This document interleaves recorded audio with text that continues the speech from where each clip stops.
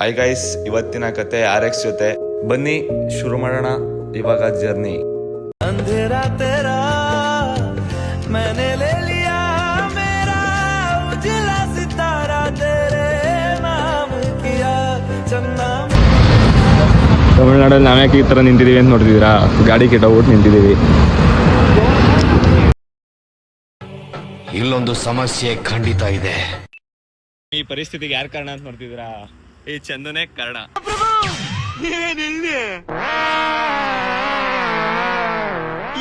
ನೋಡ್ತೀರಾ ಮಗ. ನಮ್ಮ ವೈಟಿನ ರೆಡಿ ಮಾಡಿಸಿ ತಿರ್ಗಾ ಜರ್ನಿ ಸ್ಟಾರ್ಟ್ ಮಾಡಿದ್ವಿ. ನಮಗೆ ಜರ್ನಿ ಟೈಮಲ್ಲಿ ಒಂದು ಸಮಸ್ಯೆ ಬಂತು. ಸಮಸ್ಯೆ ಪರಿಹಾರ ಇದೆ ನೋಡಿ. ಯಾರೇ ಚಪಾರ್ ನನ್ನ ಮಕ್ಕಳು?